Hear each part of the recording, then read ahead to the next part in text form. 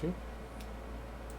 En resumen, entonces nosotros lo que tenemos aquí es la comparación entre lo que a veces vemos o lo que vemos con frecuencia en los diagramas versus lo que realmente pues es un equipo cuando lo vemos en campo como tal.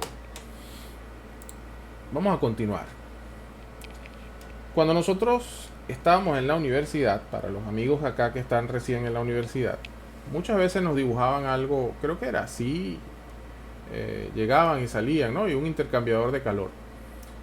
Pero lo cierto es que intercambiadores de calor es otro mundo dentro de lo que son equipos como tal. Para ir ordenando esto de una manera general, sencilla, que lo podamos entender y que realmente pues esto es un tema introductorio a los equipos, vamos a ir introduciendo esto poco a poco. Primero, el primer tipo de intercambiador que voy a mencionar el día de hoy son intercambiadores de tipo concha y tubo. Estos intercambiadores, que son los que a veces estudiamos en la universidad, es un intercambiador en el cual el fluido entra, pasa por una serie de tubos y adicionalmente pues se devuelve y sale por acá por el otro lado. Pero resulta que esos tubos no están vacíos o el entorno donde están esos tubos no está vacío. Ese entorno donde están esos tubos también está lleno de líquido y ese líquido entra por aquí y sale por acá. Es decir, si somos un poco más coloquiales en la explicación, tenemos una serie de tubos que están metidos dentro de una sopa, por llamarlo de alguna manera, donde hay interacción entre los tubos y el líquido, pero adicionalmente pero los fluidos no se tocan, ¿ok? De hecho aquí hay una división entre ellos y por eso los fluidos no se tocan. Otra cosa que es importantísima. David, yo tengo que diseñar un intercambiador de calor. ¿Qué normas puedo yo consultar? Porque realmente eso es lo que, esa es la intención de este módulo. Entender un poco qué norma puedo consultar. Si es del American Petroleum Institute, yo podría ir con la API 660. Si yo también existe una norma que se llama TEMA, ¿ok? Que esto es Tubular Exchanger Manufacturing Association, ¿ok? Y adicionalmente de esto que nosotros tenemos acá, de la tema, también pues vamos a tener una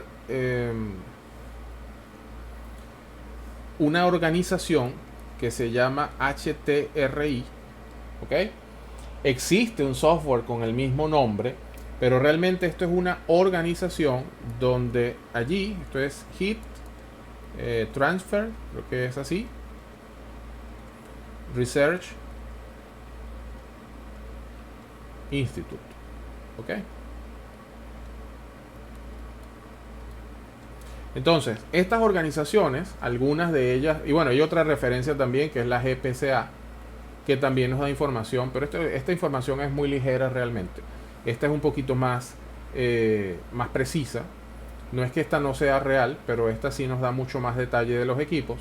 Entonces, HTRI con mucha frecuencia está sacando papers, haciendo análisis. Digamos que es el ente regente de todo lo que tiene que ver con calor y con transferencia de calor. Tema específicamente para los fabricadores de recipientes de intercambiadores de calor, y API 660 es otra recomendación que tiene el American Petroleum Institute para este tipo de intercambiadores de calor. En líneas generales, un intercambiador de calor de concha y tubo, de estos que son shell and tube, o de tubo y coraza como también se le dice, tiene una parte frontal, tiene un cuerpo o una concha donde van metidos los tubos y un cabezal trasero. Evidentemente, si nosotros nos ponemos a estudiar esto, pues pasaríamos también bastante tiempo, porque existen diferentes formas de cabezales, diferentes formas de tubos, diferentes formas de baffles inclusive. para que esos tubos no se muevan y adicionalmente para darle al fluido un mayor movimiento, tal vez dentro de esa sopa, si lo llamamos de alguna forma. Muchas veces existen estos, aparte que rigidizan los tubos, existen estos elementos que están acá para que el fluido, en vez de ir recto, vaya haciendo esto y haya una mayor convección en el fluido, ¿okay? En el mundo real, nosotros los intercambiadores de calor los reconocemos en las plantas porque se ven más o menos así. Aquí tengo la parte frontal, el shell, y la parte trasera de ese recipiente a presión. La parte interna, el haz tubular, o el haz tubular como tal, este que tengo acá, podría verse en algunos casos como este que se tiene acá. De hecho, es por eso que cuando hacemos dibujos de sistemas de tuberías, ustedes van a ver que donde están los intercambiadores de calor, se representa el intercambiador de calor, así, y por otro lado, después aparece esto, ¿ok? Esto no es más que el área para poderle hacer mantenimiento al intercambiador de calor, porque el día que tenga que sacar el haz tubular tiene el mismo tamaño que tiene la concha del intercambiador. Así se ve. Aquí hay unos baffles, unos rigidizadores. Este específicamente es un haz tubular de tipo U. David, el único tipo de intercambiador de calor que hay es concha y tubo. No, la respuesta es no. Quizás en la universidad tampoco vemos uno que se llama fin fan cooler. Esta es otra forma de nosotros intercambiar calor y es otro tipo de equipo que con mucha frecuencia encontramos dentro de la industria. Nosotros, este intercambiador, la norma por la cual yo puedo encontrar información es la API 661, donde tengo las recomendaciones y las mejores prácticas de ese tipo de intercambiador. Ahora, ¿cuál es la diferencia entre un concha y tubo y un fin fan cooler? Que aquí yo tengo un haz tubular también, ¿ok? Pero ese haz tubular está montado sobre una estructura. Vamos a ver dónde se puede ver esto un poco más cerca, pues creo que en esta foto se ve mejor. El haz tubular está montado sobre una estructura. Este es uno, ¿ok? Este es otro haz tubular, este es otro haz tubular. Esos haces tubulares están montados en grupos que se llaman bahías. Y adicionalmente de esas bahías yo tengo ventiladores. Los ventiladores pueden estar por arriba o pueden estar por debajo. Y ahí yo hablo de que algunos son de tiro forzado y otros son de tiro inducido. Algunas consideraciones. Bueno, ¿por qué se llaman fin fan coolers? ¿Ok? Fin en inglés es aleta. ¿Ok? Fan es ventilador. Y los coolers evidentemente son enfriadores. Entonces, hay quien dice que son aeroenfriadores y se les olvida este fin, ¿no? Entonces, el fin fan cooler es por lo siguiente. Los tubos que utilizan estos aeroenfriadores son de esta manera. Son unos tubos que tienen alrededor de ellos unas aletas. Esta proporción suele ser de 7 a 10 o de 7 a 11. En la unidad de estos son FPI. Estos son fin per inch, o sea, aletas por pulgadas. Este es un parámetro en el diseño cuando se van a utilizar se van a diseñar estos equipos. Y nosotros simplemente pues tiene acá el tubo y el tubo está cubierto de aletas. El material del tubo puede ser acero, por ejemplo, SA, si mi memoria no falla, 214, 179. Y las aletas suelen ser de aluminio. David, ¿por qué le ponen eso? Bueno, porque resulta que nosotros el área de transferencia de calor, si no tuviéramos esas aletas, sería enorme el equipo, ¿ok? Entonces, nosotros poniéndole esas aletas, logramos que la transferencia de calor sea mucho mayor, porque tengo más área, cada aleta de esas representa área, pero en un espacio mucho más pequeño, ¿ok? Similar a lo que pasa en los serpentines y estos de aire acondicionados y de neveras y todo esto, es el mismo principio. Cosas que nos interesan de estos equipos: ¿es un equipo estático, es un equipo rotativo? Pues realmente es un equipo que yo consideraría mixto, porque es un equipo que, aunque el haz tubular no se mueve, tiene un motor, y ese motor tiene una caja reductora, y esa caja reductora evidentemente se desalinea, y yo tengo que pues alinearla, y tengo que hacer varias cosas incluso con los aspas de los ventiladores. Entonces es interesante este equipo porque también lo vamos a encontrar con mucha frecuencia.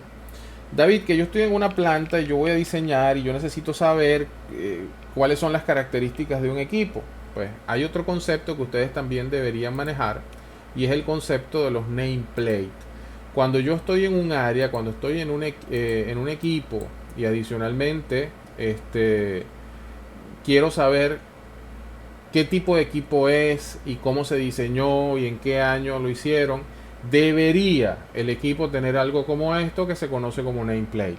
Esta placa como tal nos da información acerca del performance del equipo.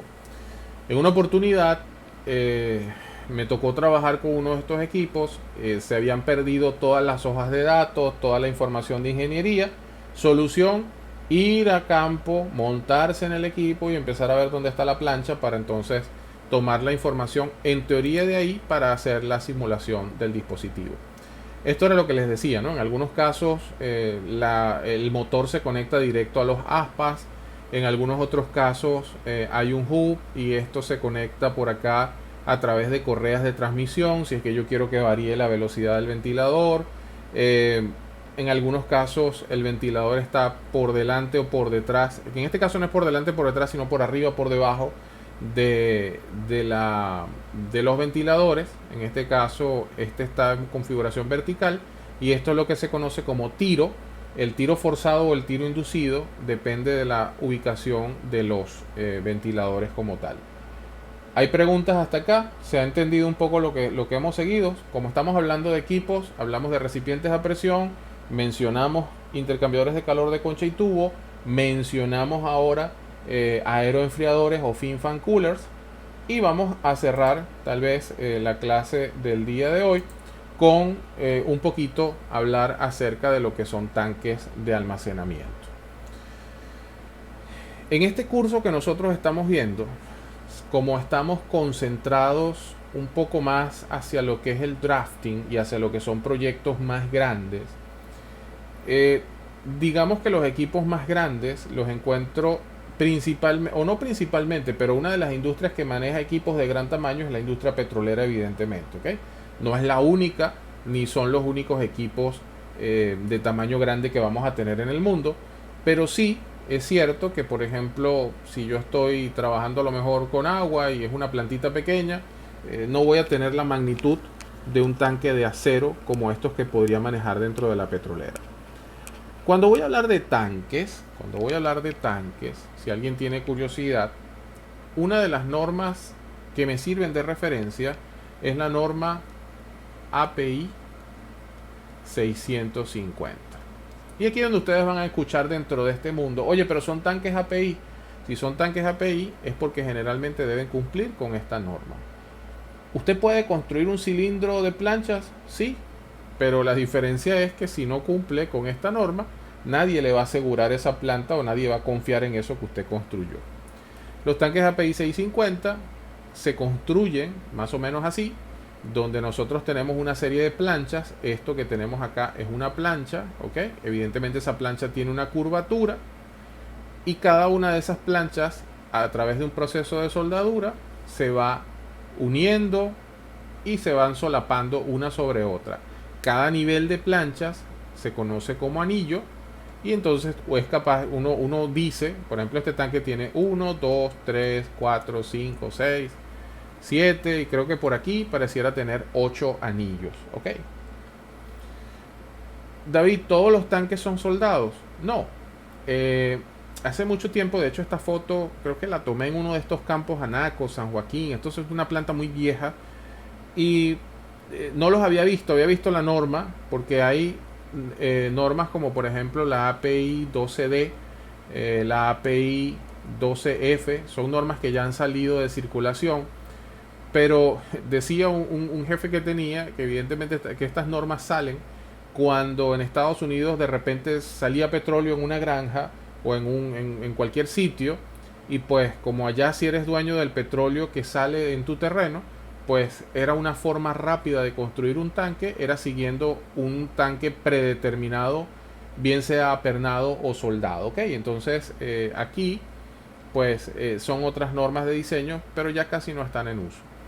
Otra de las cosas que yo tengo que estar pendiente cuando voy a diseñar tanques, y sobre todo cuando voy a conectar arreglos de tuberías, es lo siguiente. Si yo voy a colocar una boquilla, vamos a hacer el dibujo. Supongamos que yo voy a colocar una boquilla por aquí, porque voy a vaciar el tanque. Yo inconscientemente, cuando les hice el dibujito de la bomba, lo hice así. Pero ya es costumbre, porque sería raro que yo pegara una boquilla aquí abajo. ¿Ok? No hay forma de hacerlo, imposible. Va a quedar pegado del piso.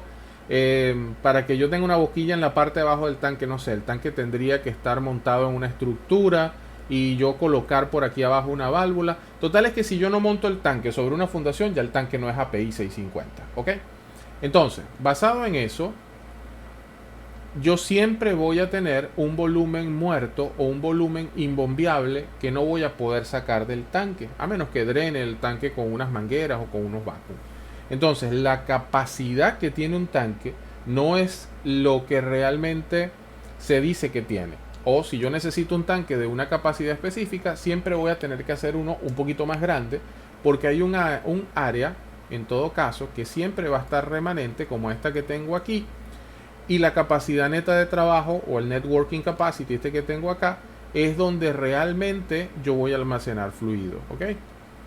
Pero también, por un tema de protección, yo no le coloco al tanque el techo justamente de mi capacidad, sino que le dejo un extra también por acá, y eso es lo que es un overfill protection en caso de reboses o un sobrellenado.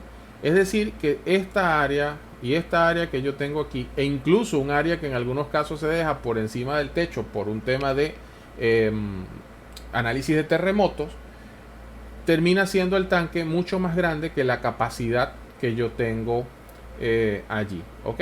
Entonces, bien interesante este tema. Ahora, ¿qué nos interesa a nosotros también en la parte de diseño? Una pregunta que comúnmente nos hacen es: David, entonces, ¿cuál es la altura que yo le voy a poner al tanque de aquí a aquí para yo continuar con mi sistema de tuberías? Esas alturas las encontramos dentro de la API 650. Tanques en líneas generales se ven así. Cuando se construyen los techos de los tanques, no simplemente es un techo, sino que pues son una serie de estructuras metálicas que yo coloco, unas correas, unos rigidizadores para luego colocarle las planchas arriba. El techo del tanque no es plano, evidentemente, por un tema de acumulamiento de agua y de drenaje de agua de lluvia, y siempre voy a tener una pendiente, en todo caso, que esto es lo que en la norma se habla de un slope. ¿Ok? No todos los techos son cónicos. Hay techos como por ejemplo estos, que son de tipo domo, donde la estructura incluso es de aluminio. Estos son techos que ya vienen prefabricados, y en muchos casos también, aparte de la ventaja que tienen para nosotros al armarlos, porque adicionalmente los factores primarios, como dice acá, para escoger el aluminio de domo geodésico puede ser esfuerzos estructurales, resistencia a la corrosión, porque a lo mejor el fluido es corrosivo y es mejor un techo de aluminio o una estructura de aluminio que una estructura de acero al carbono, que sea compatible con el fluido que se está almacenando y con el ambiente circundante, consideraciones de costo también, y adicionalmente exposición climática, si se quiere, ¿no? Algún elemento climático por ahí. ¿De dónde viene la corrosión en los tanques? Bueno, del mismo producto que tú estás almacenando, del vapor que se genera arriba del producto y de cualquier fase acuosa que se genere del mismo producto también o derivado de ahí. Aparte, pues existe un ambiente que puede ser corrosivo, y por esa razón es que entonces tenemos corrosión en algunos tanques. Así se instala un techo de eso, lo pueden armar en el piso y lo colocan de una vez allí. Por lo tanto, su fabricación es mucho más rápida.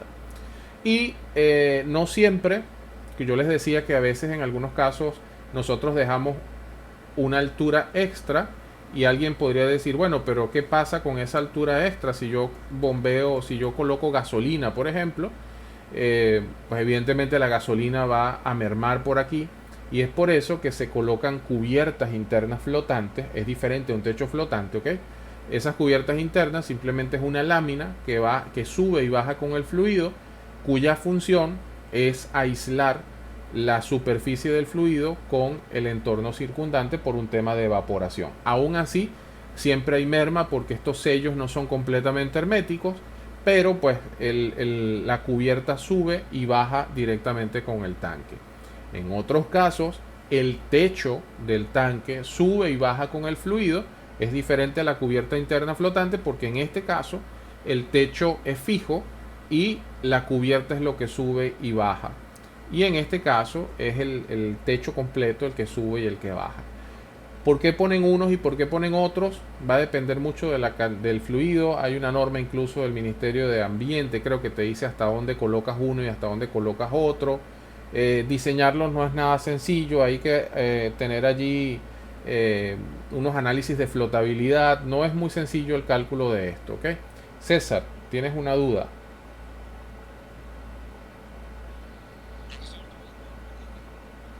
No, no, no importa.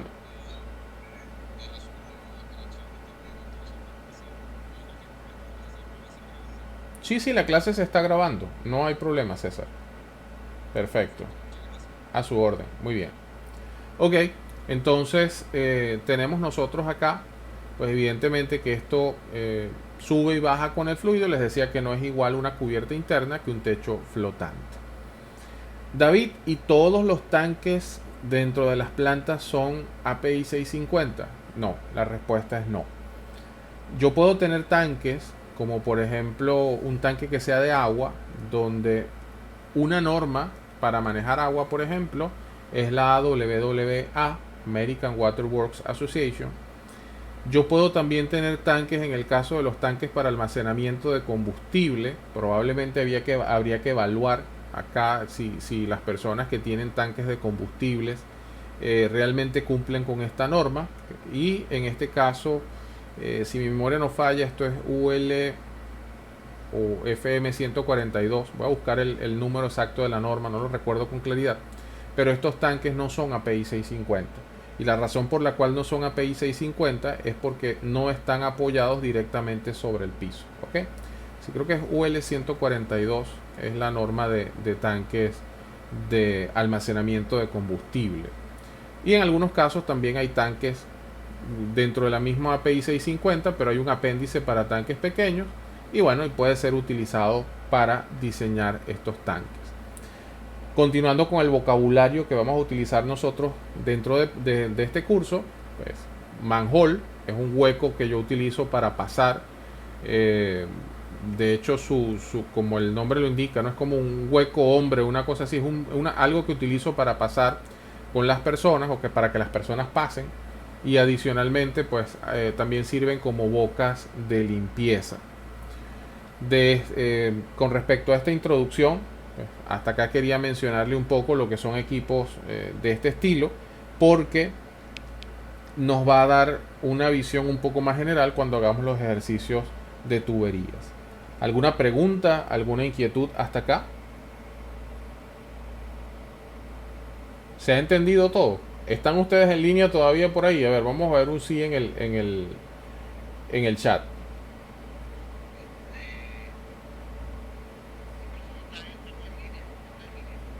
Ok, perfecto. Muy bien. Bueno, realmente estamos hablando de algunas generalidades. Yo les pasé, ok, Saulo de Tarso. Sí, creo que Saulo era el nombre que tenía Pablo antes de convertirse y estar con Jesús. Ok, cuéntame, Saulo.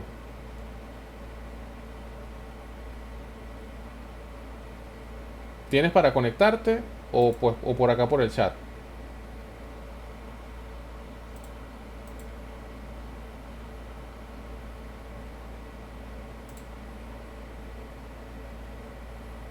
Sí, sí existe una norma. No recuerdo el número, ¿ok? Lo puedo buscar. Pero sí, las normas, la voy a escribir acá en el chat, aprovechando. La norma para sistemas contra incendios es NFPA. Hay una NFPA, NFPA 20, creo que son tuberías. De todas maneras puedo revisar. Pero busca norma NFPA para tanques. Y vas a tener allí el que es para sistemas contra incendios. Podrías preguntar... Ajá.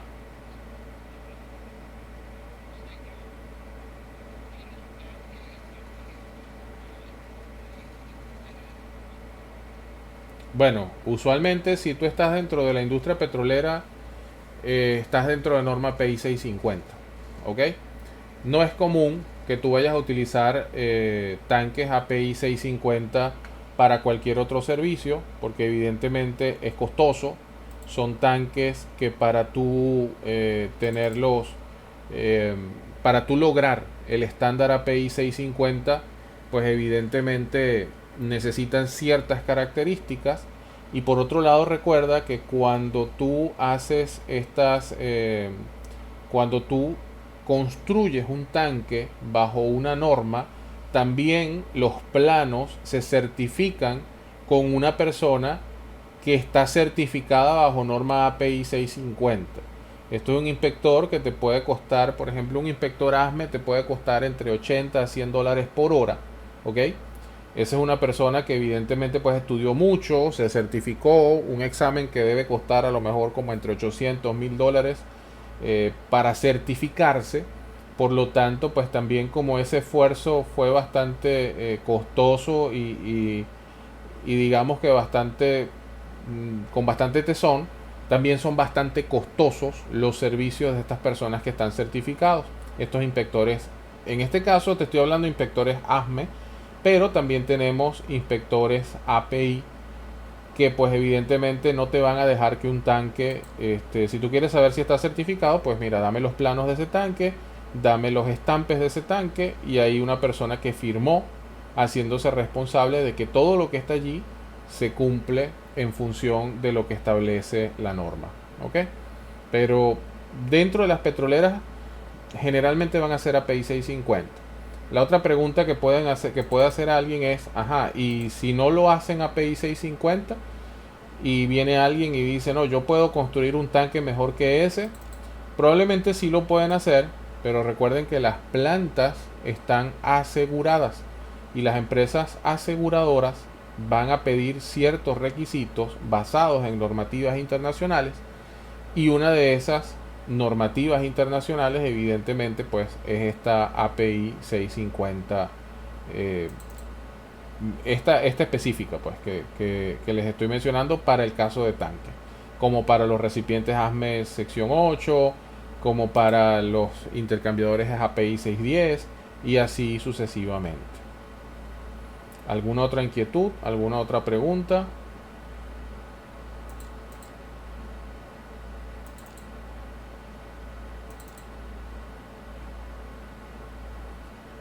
Ok. Bien. Yo les había mencionado, muy general, les había mencionado este tema de las normas. Fíjense que este ha sido un poquito más reciente, ¿ok? Este es un poco más reciente y adicionalmente esta API es del año 2013, se añadió el año 2014 e incluso hay una tercera adenda en el año 2018. Alguien podría preguntar, David, ¿pero qué hay dentro de una norma? Ok, David por aquí me ayudó, NFPA 22, gracias David, es la de tanques. David, ¿qué hay dentro de estas normas? Bueno, mira, estas normas se parecen bastante entre ellas en estructura, pero evidentemente en equipos vamos a tener diferencias. Por ejemplo, cuando nosotros aquí podemos ver cuál es la estructura general de esta norma. En este caso, todas las normas comienzan por un scope o por un alcance como tal. Adicionalmente, después vienen las normativas de referencia, vienen unos términos y definiciones y empieza, ¿no? O sea, aquí se habla de los materiales aplicables para los equipos y después el capítulo 5 es el capítulo de diseño como tal. El capítulo 6 habla de la parte de fabricación y el capítulo 7 habla de todo lo que es el montaje, y el capítulo 8 habla para los métodos de examinación de juntas. Entonces, si usted está en el área de ingeniería, probablemente el capítulo en el cual más va a estar concentrado es entre el capítulo 2, 3, 4 y 5. Si usted está en el área de construcción, probablemente, y en el área de fabricación, probablemente va a estar más concentrado en el capítulo 6. Pero si usted está en el área de construcción per se, solamente de montaje, a lo mejor va a estar un poquito más concentrado en el capítulo 7, donde se habla del montaje del equipo, las reparaciones de soldadura, las tolerancias dimensionales y todo eso que tenemos nosotros allí. Entonces, ¿qué puedo encontrar? Yo les creo que ya yo les pasé esta norma. Por favor me corroboran si ya está en el WhatsApp. Creo que sí. Aquí es donde yo puedo encontrar cosas dentro de los sistemas de tubería. Me voy a ir al capítulo 5, ¿ok? En la parte de diseño. Si yo quisiera saber algunas cosas, como por ejemplo, cuáles son las alturas que tiene que tener una boquilla. Ok, vamos a ver desde el piso. Ok, acá está la imagen que le mostré hace un ratito.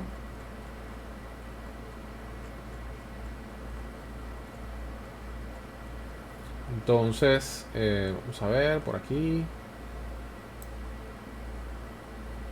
Ok. Acá aparecen, evidentemente ustedes tendrían que revisar bastante, ¿no? Revisar a detalle. Pero por ejemplo, ¿cuál es la altura mínima para una boquilla que va desde el piso hasta acá? ¿Cuál es la altura mínima para una boquilla de esta tipo topstone, tipo tumba? ¿Cuál es la altura mínima para una boquilla cuyo refuerzo es hexagonal? Para un refuerzo circular. Entonces todo esto, o cuál es la distancia máxima o mínima que puede tener el refuerzo de la soldadura. Entonces todas estas tolerancias nosotros las vamos a tener directamente acá en estas tablas. Otra de las cosas que siempre preguntamos o que siempre nos causa curiosidad en el mundo del piping, ¿ok? Porque el curso no es diseño de equipos como tal, sino que es piping, pero es necesario que una persona que dibuja tuberías sepa de dónde sacar la información si la necesita. Oye, la proyección de la boquilla, ¿qué tanto sale la boquilla del cuerpo? Ah, bueno, aquí yo tengo esta distancia J, me dice cuál es la distancia que hay desde la pared hasta la boquilla como tal. Si hubiera una boquilla que se mete dentro del tanque puede ser así, y así sucesivamente, ¿ok? Si hay una boquilla, en este caso, dependiendo de otro tipo de brida, puede ser esta distancia. Si es una boquilla que es, en este caso, socket, se mete por acá, tipo C. Entonces, bueno, y estas tablas, dependiendo el diámetro, nos van a dar a nosotros esas extensiones como tal. Entonces, ¿para qué nos sirven las normas de los equipos? Porque son las normas las que nos van a dar las tolerancias, las separaciones, las consideraciones de diseño, todo lo que tenga que ver, y me va a permitir a mí entonces hacer un diseño de tubería mucho más óptimo. En resumen de la clase de hoy que hemos estado conectando, nosotros el día de hoy nos hemos concentrado primero en quién es la persona que trabaja en piping drafting, ¿ok? Eso es nuestro la primera respuesta que nosotros quisimos en este momento resolver o responder. Luego conversamos acerca de cuáles son las disciplinas que están inmersas en un proyecto de piping. También conversamos de por qué existe una diferencia entre lo que es el diseño y lo que es el dibujo, que no es igual en algunos casos, o sea, no siempre es lo mismo. Hablamos también un poquito de en qué consiste el stress analysis o el análisis de flexibilidad, ¿ok? Y por otro lado también pues empezamos a entender algunos conceptos, a mencionar algunos conceptos en el mundo de lo que son equipos. ¿Ok? Entonces, la intención es que nosotros en esta primera clase podamos ir captando vocabulario. ¿Cuál va a ser nuestra modalidad de trabajo? Yo tengo que pasarles a ustedes realmente cuándo van a ser los cortes de algunas fechas, pero la intención es trabajar los días lunes y los días miércoles igualmente a esta hora. Iniciaremos 8:30 y haremos un módulo aproximadamente hasta las 10:30, quizás un poco antes, dependiendo, como el día de hoy, que quizás ya hemos cubierto material, es una hora ya un poquito pesada, y pues habrá días que a lo mejor nos pasamos de las 10:30, pero esa es la intención. En promedio, ¿cuántas semanas lo vamos a estar haciendo? Lo vamos a estar haciendo en promedio unas 9 semanas, y como les decía, yo ahorita estoy grabando esta clase, luego la subimos y ustedes la tienen disponible quizás el día de mañana para que puedan repasar esto que tienen acá. Vamos a continuar la próxima clase también conversando acerca de algunos tipos de equipos, y ya ahí vamos viendo un poco más los equipos, pero desde el punto de vista de ingeniería y de procura. Ok, vamos a ver algunas cosas, por ejemplo, como data sheets, que también es importante que nosotros entendamos que una hoja de datos de un equipo mecánico tiene también información diferente a la que podría tener una hoja de datos de procesos, que en muchos casos veo que hay personas que dicen, no, esa es la especificación del equipo. No es la especificación del equipo. Una cosa es la especificación del equipo y otra cosa es el datasheet del equipo. Son cosas completamente diferentes, ¿ok? Entonces, este fue el recorrido de nosotros el día de hoy. Tal vez tomar nosotros otro tema, creo que más bien la hora no nos favorece, y lo que sí me gustaría es saber si existe alguna pregunta o alguna inquietud, y ahí sí pues podemos sacarle provecho a este último espacio de tiempo. Consultas, inquietudes. Hay otra cosa que me da curiosidad, que sí me gustaría antes de irme que lo respondiéramos, y es cómo sienten la clase. ¿Encontraron lo que estaban buscando? ¿Se sorprenden? No tenían ni idea de que iba a ser así. Yo acostumbro siempre ponerle un número del 1 al 5, ¿no? A ver qué les pareció la clase. Y eso sí me gustaría, pues, qué número le dan a la clase. Si el 1 es muy, muy malo y 5 es muy bueno. Y adicionalmente, si no tiene ese 5, ¿por qué no tiene el 5, no? O sea, ¿qué estaban buscando ustedes acá? Oye, me alegra mucho, veo unos 5 por ahí. Por lo menos los primeros 4 ya salieron 5. Esa es la intención, muchachos. Oye, Pablo le dio 1. Tan malo estoy. Bueno,